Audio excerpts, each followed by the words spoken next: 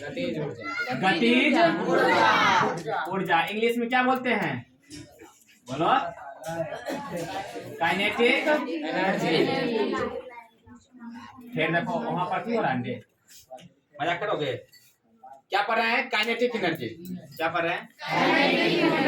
गतिज ऊर्जा पढ़ रहे हैं ना? गतिज ऊर्जा का परिभाषा तुम लोग देख लिए। क्या देखे कि किसी वस्तु में उत्पन्न न उल्टा हम बता रहे हैं बता रहे हैं, अभी उल्टा की जरूरत नहीं। किसी वस्तु में गति के कारण, किसी वस्तु में उत्पन्न ऊर्जा मेरा क्या कहलाता है? गति। कोई भी वस्तु, एनी टाइप्स ऑफ थिंग्स, है ना, ले लो, वो मेरा जो है वस्तु वो मूव करना चाहिए। क्या करना चाहिए? यदि मूव कर रहा है तो उसमें कौन सा ऊर्जा हो जाएगा? कौन ऊर्जा? जैसे कि मान लो अभी पंखा को नचा दूं, ठीक है, पंखा के यदि हम नचा देंगे तो हम कौन ऊर्जा आ जाएगा? मान लो पहाड़, सुनो, पहाड़ के चोटी पर से एगो गेंद को ढुलका देते हैं तो गेंद में कौन ऊर्जा? ठीक है। कोई बॉलर है गेंद को फेंक रहा है, उस गेंद में कौन ऊर्जा? कोई दिक्कत? हमारे प्राक से ये गति कौन ऊर्जा? नहीं है ना? गतिज ऊर्जा आ जाएगा, समझ रहे हैं ना? हाँ। किसी वस्तु में गति के कारण उत्पन्न ऊर्जा क्या कहलाता है? गतिज ऊर्जा। कोई दिक्कत ना? कहीं नहीं बोलोगे? नहीं बोलोगे।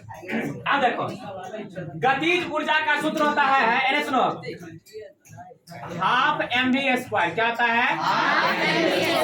अब इसको हम सूत्र नहीं जानते हैं, सूत्र आप प्रूफ करते हैं। वही जो है गतिज ऊर्जा का ये व्यंजक है। क्या है? व्यंजक। यानी कि सूत्र है, उसका हम प्रूफ कर रहे हैं। जैसे मान लो एक वस्तु ले लिए, एक क्या ले लिए? वस्तु। इसका डिजाइन कैसे ही कर सकते हो, गोलाकार, वृत्ताकार, कुछ भी कर सकते हो, कोई दिक्कत नहीं है। एक वस्तु ले लिए, उसका द्रव्यमान क्या है? m। सुनो अच्छा से, पहले सब अच्छा से कांस्टेंट हो जाओ और अच्छा से देखो। 5 मिनट वेट करो, 5 मिनट में एकदम हो जाएगा खत्म। एक वस्तु ले लिए, दिक्कत है? कचर मचर कर रहा है क्या हमारे? चलो इधर वीडियो बन रहा है। एक वस्तु ले लिए, अच्छा वस्तु लिए, इसका द्रव्यमान कितना है? m। अच्छा देखिए, चलो देखो, रटना नहीं है, बस समझ लो, उसके बाद अपने से कर दोगे। एक वस्तु ले लिए, ये मान लो कि कोई जगह है, नीचे से एक से दिए ना, ये वाला चिन्ह लाइन, ये कोई जगह है, इस जगह में एक वस्तु ले लिए, उसका द्रव्यमान कितना है? m। अभी पहले वस्तु रुका हुआ, क्या है?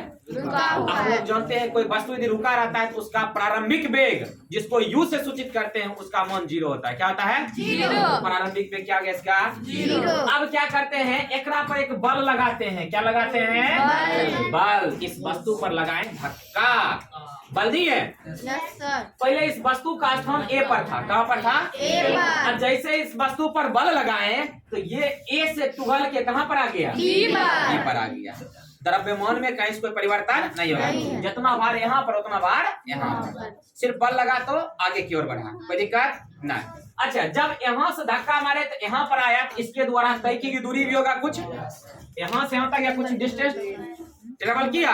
जब कुछ डिस्टेंस ट्रेवल किया मेरा, तो यहाँ से यहाँ तक सीधी रेखा यदि मिलाएंगे तो यहाँ उसका क्या निकल जाएगा? विस्थापन। बात में समझे? क्या निकल जाएगा?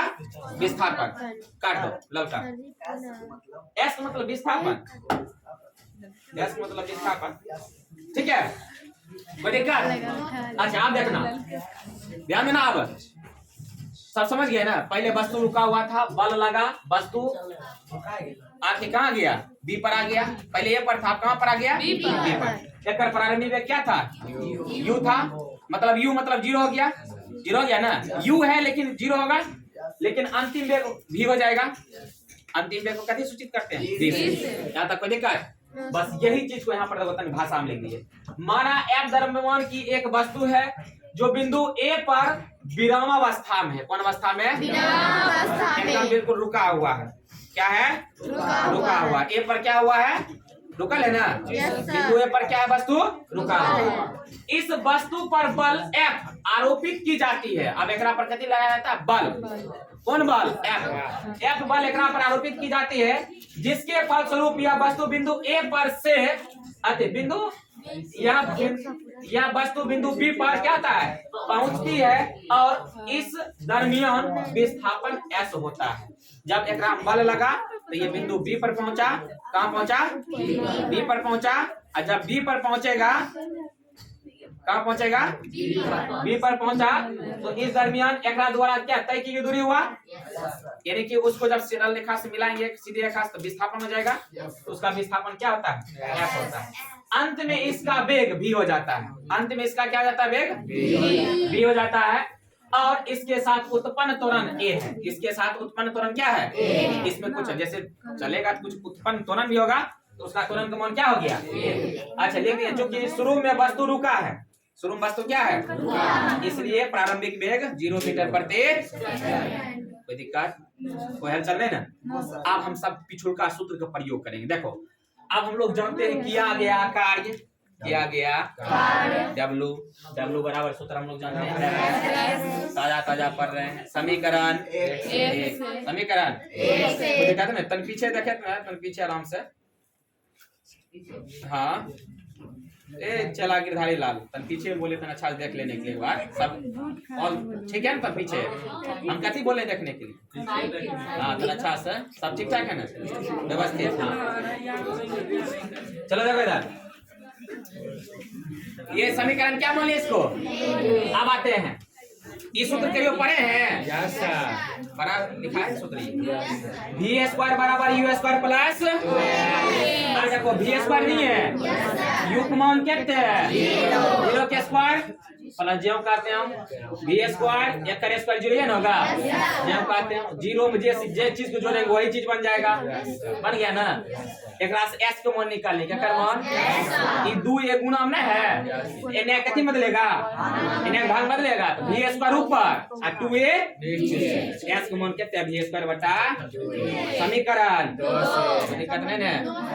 अब हम यह भी जानते हैं, एक चीज और हम जानते हैं, न्यूटन गति के कौन नियम, न्यूटन गति कौन नियम, ये कौन नियम से आता है, बराबर में पहला,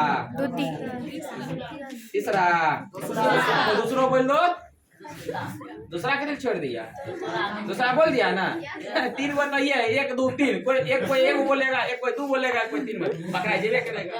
तो दूसरा नियम न्यूटन के गति के दूसरा का नियम है, ठीक है, एफ बराबर एम में समीकरण।